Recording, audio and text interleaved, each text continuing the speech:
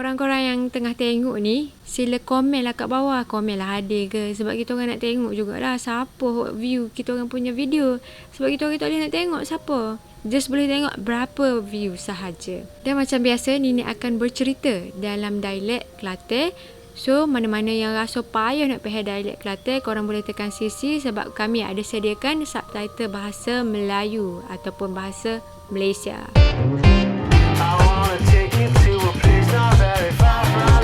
Hai, Assalamualaikum warahmatullahi wabarakatuh. Selamat datang ke channel Frankis. Nama saya Nini.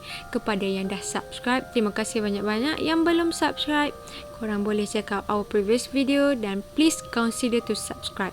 Hari tu Nini ada tertengok satu komen hok minta sambungkan cerita Nurul tu. Cerita Nurul ni hok kisah seram asrama dekat sekolah Jetih tu. Jadi memang ada susulan pun. Cuma Nini tak buat lagi. Jadi hari ni lah Nini nak ceritanya. So tak payah panjang-panjang, kita terus masuk ke cerita. On count of 3, 2, 1. Lepas pada Nurul tubik asrama tu, masa tu tak habis lagi SPM ke. Dia tubik sebab kejadian hok dekat asrama tu, dia pun boleh alik je lah sampai habis SPM. Dia kata last day hari SPM tu, malam tu dia terus ke KL. Okey, dekat KL dia duduk dengan makcik dia sambil-sambil cari kerja. Rumah makcik dia ni dekat Kajang. Memang tak ada gapo-gapo hok pelik pun dekat rumah makcik dia ni. Cuma Nurul ni lemah semangat sikit masa tu. Dia kata dia tak boleh nak duduk sore. Dia memang jadi nakut lah disebabkan oleh kejadian dekat hostel tu. Sebulan jugalah dia duduk dengan makcik dia kan, sambil-sambil cari kerja tu. Mula-mula dia dapat kerja dekat Ampang. Lepas tu dia tak lagi kerja pun, dia kata ada problem dengan pekerja-pekerja situ. Tapi ni tak tahulah apa dia nya. Makcik dia pun ayat gitu juga. And then makcik dia cari kerja baru. Lepas tu cari-cari tu tak ada lama, dia pun dapat kerja dekat Bukit Jalil. Dekat Bukit Jalil ni dia dapat kerja dekat nursery di satu kondominium, di mana kondominium tu adalah dalam projek perumahan mampu milik bagi kaki tangan kerajaan lah. Location kondo tu dekat dengan stadium Bukit Jalil. Dia kira duduk belakang stadium Bukit Jalil betul-betul. Memandangkan tu adalah projek perumahan mampu milik kaki tangan kerajaan. Of course lah, owner dia tu kerja kerajaan dia. Tapi ni tak tahulah dia boleh buat nursery tu macam mana. Setahun ini kalau kerja kerajaan ni tak boleh ada second business ke, second kerja maksudnya ni kan. Tapi kalau nursery ni tak tahulah, takut tak termasuk ke. Kalau salah sila betulkan ini dah. Ataupun mungkin sebenarnya nursery tu memang di-provide oleh kondo itu sendiri kan. Bila Nurul dapat kerja dekat nursery ni, jadi nursery tu sediakan bilik untuk staff. Kira boleh tidur situ je. Nurul pergi dekat kondo tu lebih kurang pukul 11 malam siapa. Boleh ke atas Nurul masa tu sebabnya gini. Makcik Nurul ni duk cari-cari kerja. Hari tu lah juga. Dalam pukul 9 betul, pukul 7 gitu, makcik Nurul jumpa lah advertisement tentang vakansi ni. Cuma pihak nursery tu kata dia nak staff secara urgent lah. Sebabnya kaki tangan dia tak cukup hari tu. Kira esok tu nak kena masuk kerja lalu. Sebab tu lah malam tu dia atas juga. Malam tu Nurul sapa tu, Nurul pun gila dekat blok. Ni tak ayak blok lah, ni ayak tingkat deh. Tingkat ni rumah nombor ni. Dia jadikan nursery. Dia gitu, siapa-siapa tu dia kata bilik hok sepatutnya dia duduk tu tak ada anak kucing. Sebabnya bakal roommate dia which is nama Kak Bel tak ada masa tu. Anak kucing tu duduk dengan Kak Bel. Kak Bel masuk ward masa tu. Lepas tu staff lain pula dia kata dia tak sempat nak sediakan tempat tidur untuk Nurul. Jadi dia orang minta Nurul tidur dekat bilik baby je. Tapi tak ada masalah pun Nurul ayat. Jadi malam tu dia tidurlah dekat bilik baby. Dalam bilik baby tu Nurul ayat banyak sangat macam swing. Rocker tu kayak nyuk-nyuk untuk ulik baby tu. Lepas tu adalah tila-tila hok parents tinggal ke apa tila baby tu. Latar dia pula dilapik dengan macam hok benda nyuk-nyuk tu kayak macam span hok bentuk puzzle gitu tu. Kira safety untuk baby lah. Jadi first night tu Nurul pun tidurlah dalam bilik baby tu. Masa tu awal lagi dia duduk guling-guling gitu. Dia tak boleh nak tidur. Macam biasalah. Dia ni jenis tidur lewat. Jadi duduk main-main telefon tu dalam pukul 1 pagi tu tak nera lagi. Masa dia tengah skru-skru duduk main telefon tu, tiba-tiba dia dengar ada orang jalan dekat luar bilik tu. Orang jalan tu pula hentak kaki derah-derah. Macam jalan boleh-boleh marah kan. Dia pun macam tu acara lah. Dia ingat ko ada kak-kak hok bilik sebelah staff lain hok ada duduk situ juga tu. Mungkin dia orang nak pergi minum air dapur kau orang kau ada. Nini nak explain sikit pasal rumah ni ke. Bila masuk je kondo tu ke. Masuk rumah tu, alik kanan akan ada pintu dapur. Untuk ke dapur lah. Kalau kita tak masuk dapur, kita pergi straight tu akan jumpa ruang tamu. Lepas tu adalah bilik-bilik tu. Ada 3 bilik. 2 bilik staff, so bilik baby tu. Jadi, pelapik ni ayat lembut tadi tu, start daripada muka pintu, sampai ke ruang tamu, and then dekat bilik baby. Semua ada gitu Benda tu kalau jalan bunyi deh. Kalau orang jalan bunyi nyuk-nyuk gitu, bunyi khek-khek gitu deh. Kalau orang jalan derah, lagilah kuat bunyi. Nurul kata derah lah bunyi masa tu orang duk jalan luar tu. Hok peliknya, bunyi tu bunyi siapa ko awal pagi. Kira subuh tu baru senyap. Orang best subuh tu memang tak bunyi dah. Jadi keesokan harinya Nurul pun start lah kerja first day dia. Tak ada gapo-gapo, okey je. Beres lah ko. Seronok dia kata boleh kerja nursery ni, layan budak-budak. Bagi ni lah orang hok boleh layan budak-budak ni, dia macam gifted juga sebabnya Nini tak boleh gitu. Ni bukan kata Nini tak suka budak. Nini cinta budak. Sayang budak. Tapi Nini tak cukup penyabar untuk layan kerenah budak-budak ni. Jujur tu. First day pun berlalu lah. Tak ada gapo-gapo jadi pun masa dia kerja tu molek-molek ada. Lepas tu dia tak tanya pun dengan akak-akak sekerja dia tu pasal kejadian semalam tu. Dia dengar sampai aku subuh tu. First day baru tak kena kacak dah benda pelik-pelik kan. Okey, staff sekerja dia ni ada 5 orang. 4 orang duduk situ, seorang duduk alik rumah. Tapi memandangkan Kak Bel tu tak ada duduk buat, jadi 3 orang je lah duduk situ kan. Dalam pukul ni gitu, owner nursery tu buat marilah anak kucing ko Nurul. Anak kucing bilik Kak Bel tu lah. Bilik Nurul ni hok dapat ni, dia adalah master bedroom. Ada tandah lah siap-siap dalam tu. Bila Nurul masuk bilik tu dia tengok lampu rosak. Lampu tak boleh nak turn on. Dia tak hidup akhirnya. Tapi nasib baiklah Kak Bel ada tepek lampu LED tu. Lampu hok panjang tu ke, kalau kita beli kat Shopee tu comel-comel hok lilak-lilak pun ada, warna-warni ada. Cuma hok ni tak ada lah lilak-lilak. Dia colour off-white je. Memang Kak Bel letak comel molek dekat dinding, memang lekat. Nampak macam kemah molek dengan satik lagi. Ibarat kata lampu tu bakal tua dalam bilik tu lah. Nurul pun angkutlah barang-barang dia duduk dekat baby room tu, masuk dalam bilik dia. Sudah-sudah tu lebih kurang maghrib gitu deh. Nurul pun masuk dalam bilik dia. Nurul tutup kunci pintu sebabnya dia nak pergi mandi. Bilik air duduk dalam bilik dia je. Masa dia nak masuk dalam bilik air tu, dia perasan ada satu bunyi ketukar dekat tingkap. Tuk-tuk-tuk. Memang jelas lah. Cuma tak sedapnya tingkap tu tak boleh nak tutup. Dia kata rosak. Memang kau nak kunci nak tutup pun tak boleh. Jadi Nurul ambil kain lansir. Maksudnya ada kain lansir dia kan. Dia kepik je. Lepas dia masuklah dari tanda. Dia masuk di tengah-tengah mandi tu. Bunyi lagi ketukar tu. Agak kuat lah. Siapa kau di tengah mandi pun masih lagi bunyi dia. Sudah mandi tu. Dia pun tubik bilik air tu. Senyap. Tak ada bunyi apa-apa. Dia pun pakai baju siap-siap untuk nak tidur ke apa dia. Mayai ke apa. Tapi dalam masa yang sama, bunyi juga tingkap tu. Mentah bunyi, mentah senyap. Apa bunyi pula. Tapi Kak Nurul awak tak tahu ya. Awak bodoh je malah nak cara dia kata. Punyalah Nurul tu buat bodoh dah. Dia tak puas hati. Dia pergi kucar lain pula. Nurul kata masa dia duduk main phone ke. Tiba-tiba dalam keadaan sama gitu kan. Lapu tu macam kena senjah. Cabut. Bukan cabut gitu tak. Kita kalau orang tarik lapu kita boleh perasan kan dia jatuh dengan gum. Macam gitulah. Nurul perasan benda tu. Tapi Nurul tak nampak benda hak tarik. Cuma nampak lah lapu tu jatuh dengan gitu. Nak kata angin memang mustahil lah. Sebabnya memang Nurul kata dia pergi dah lapu tu awal-awal. Dia tengok memang lekat comel dekat dinding. Dengan satik lagi. Dengan gel lagi. Memang tak pernah sabar kalau nak cabut sebab angin. Lepas tu Nurul pun buat bodoh lagi. Biarlah dia kata sebab lampu tu pun nyala lagi. Cuma duduk bawah. Dia ambil sakut gitulah. Tak habis itu juga. Tak lama lepas pada tu Nurul bunyi flash dalam bilik air. Ada orang macam pump flash gitu. Bukan sekali dah. 2-3 kali. Tapi Nurul waktu cara je lagi. Dia erit selimut, dia tidur. Hakikat sebenarnya dia erit selimut, dia tak boleh tidur pun sebab dia terganggu. Sebab tak berhenti bunyi tingkap tu, waktu flash tu. And dia kata malam tu memang dia tak tidur lah. Pagi esoknya dia pun mandi-mandi, gapo breakfast, and then nak masuk kerja tu dia pun cerita lah kau kak-kak hotline tu kan. Kak-kak hotline tu macam tengok je kau Nurul. Dengar je cerita Nurul tu. Tak ada respon, tak ada gapo. Macam Nurul pelik lah. Bapa? Tak ada nak ayak gapo kau. Cuma nampak lah perasaan asyik dia tengok pelik gitu kau Nurul bila Nurul duduk cerita kan. Tapi kat Nurul tak tanya lah apa.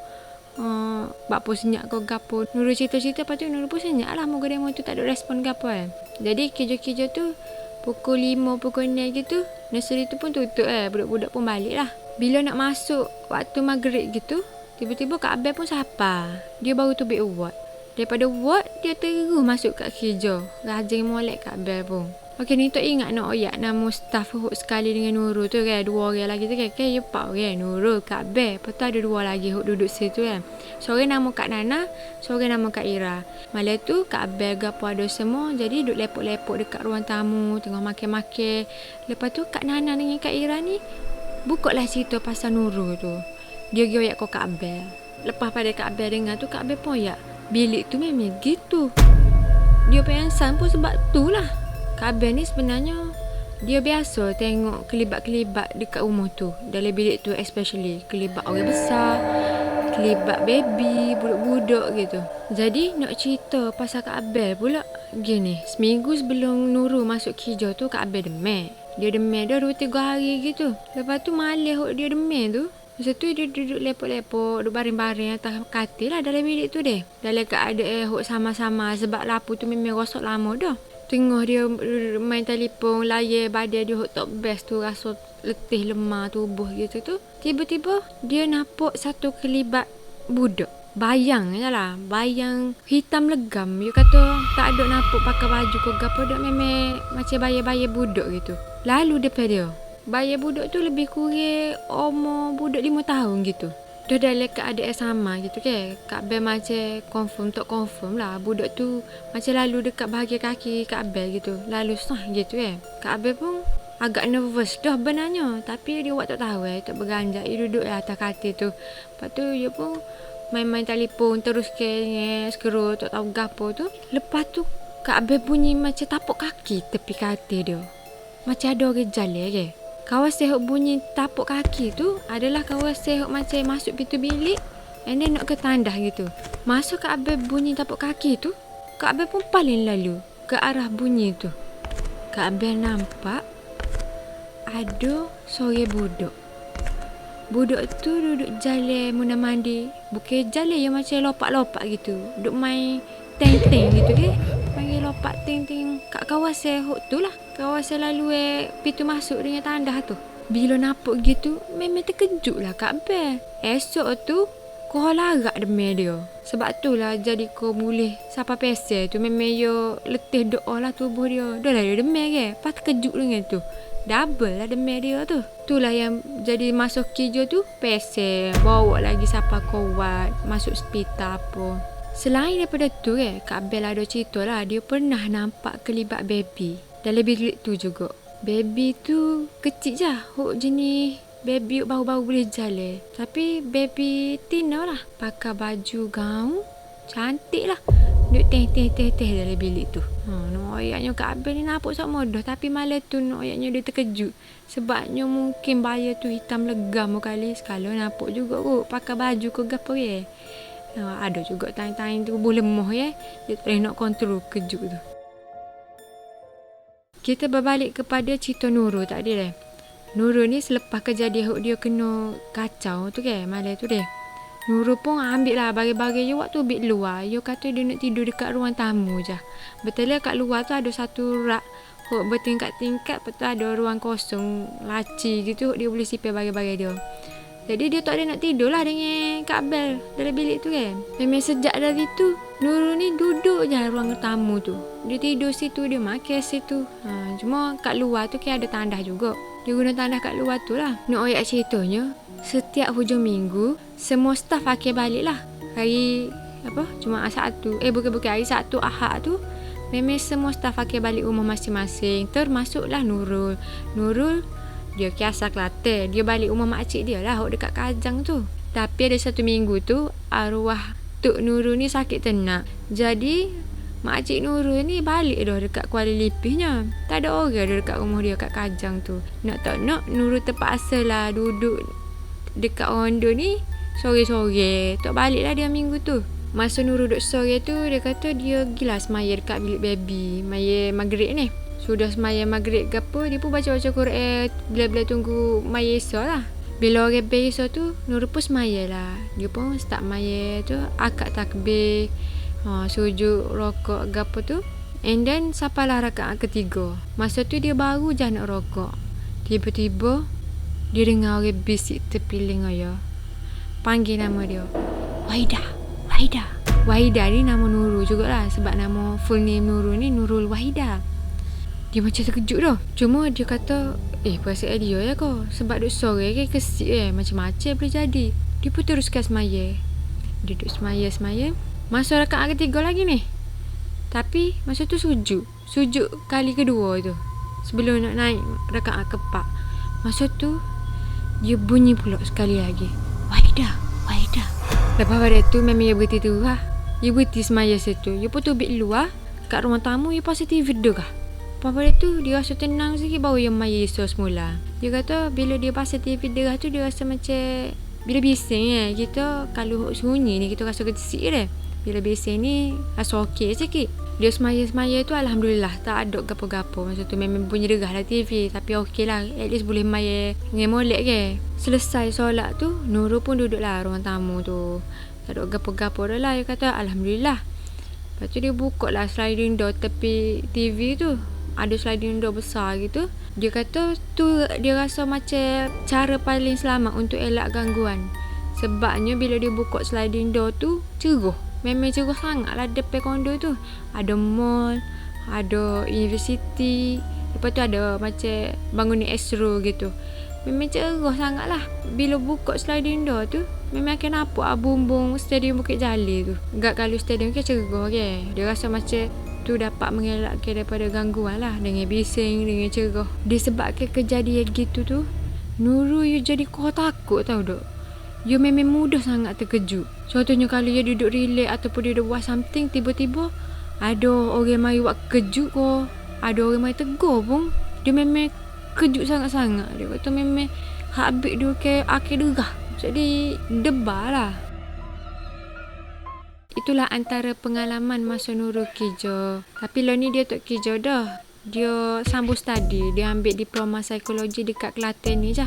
Ada je ni duduk mesin sama dengan Nurul ni. Kalau Nurul tengok ni, Nurul komen lah kat bawah. Terima kasih sebab tengok sampai hujung video ni. Gana guys cerita malam ni, okey ke tak? Gapo-gapo komen, sila komen di bawah, okay? By the way, di setiap hujung video dalam channel ni akan ada bloopers. Siapa layan bloopers semua, komen-komen kat bawah. Nanti kita akan shout out nama-nama korang dekat shout out page lah. Dekat hujung video ni nanti korang tengok lagu mana. So lagi, siapa ada pengalaman seram yang nak ni kongsikan balik dalam channel ni, korang boleh email dekat email ni ninisalina@yahoo.com, ataupun korang boleh hantar voice ko, tapi make sure benda tu dalam satu karangnya. Ataupun kalau voice tu, kalau boleh dalam satu atau dua kali voice je lah. Sebabnya kalau banyak-banyak letih ni nak susung balik cerita ke apa tu memang jadi lambat. Contohnya cerita Nurul ni.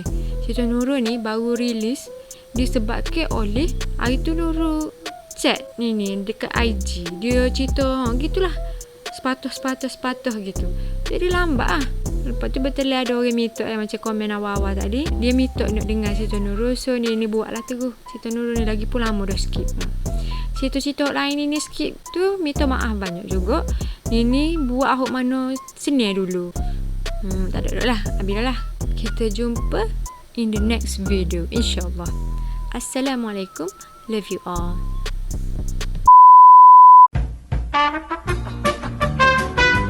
Hai Hai, Assalamualaikum warahmatullahi wabarakatuh. Selamat datang ke channel Frankis. Nama saya Nini. Kepada yang dah subscribe, terima kasih banyak-banyak. Yang belum subscribe, korang boleh check out our previous video and consider to subscribe. Oh, tok laca. Mula. Okay, nak jadi komando.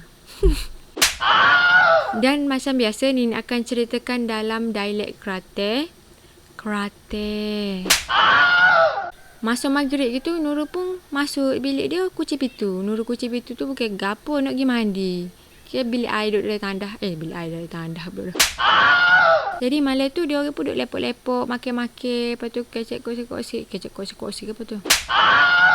Ni tu ingat nak mention pasal dua orang lagi tu kan. Nama... Ni tu ingat nak mention hok duduk sekali dengan Nurul tu. Ni tu ingat nak mention. Oh, kepriyo lah kecek tu lah ni. Okay, kita back to story. Okay, kita berbalik. Kita berbalik. Nak ayatnya ada satu malam tu. Bukan satu malam.